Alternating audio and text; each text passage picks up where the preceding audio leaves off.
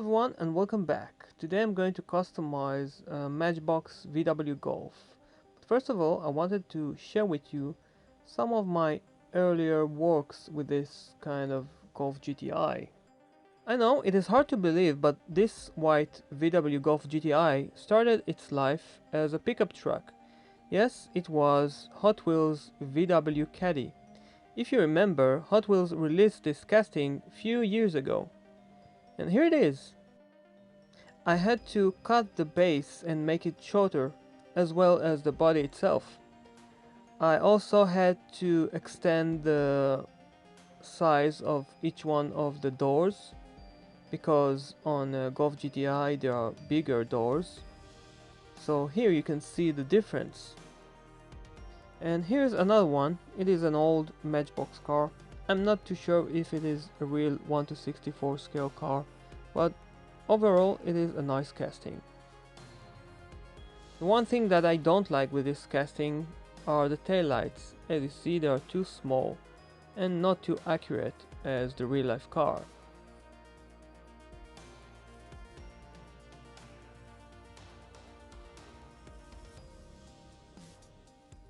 Now let's move back to my custom Golf GTI here.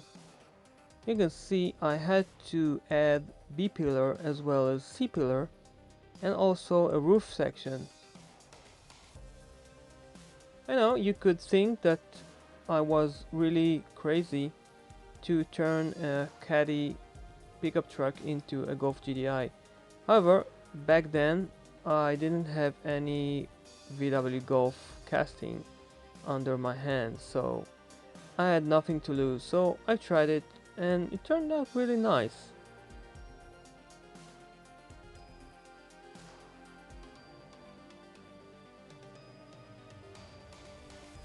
Now let's have a look on today's custom car.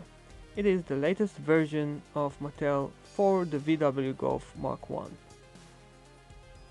This casting was released by Matchbox almost 1 year ago, and I think that by far it is the best looking VW Golf Mark 1 that Mattel had ever produced.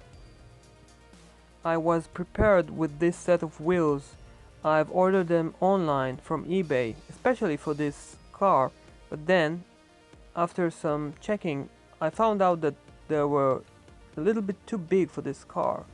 So eventually I've decided to go with original Matchbox wheels made of plastic, and although they are made of plastic, they are very realistic looking ones.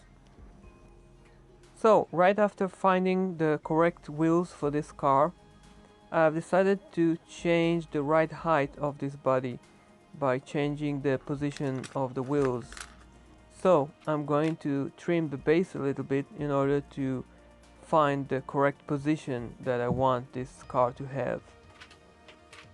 Since this car is going to be lowered, I need to shave some of this plastic here, and I want the wheels to sit a little bit inside the fenders. Another thing which I had to do was to shorten the axles a little bit by bending them at the middle. Now I'm going to check and see how the wheels are rolling, and I think they are just perfect now. Later on I found out about a little problem here. You can see that the wheel is rubbing against the bumper here at the back. So a little bit of sanding solved this issue.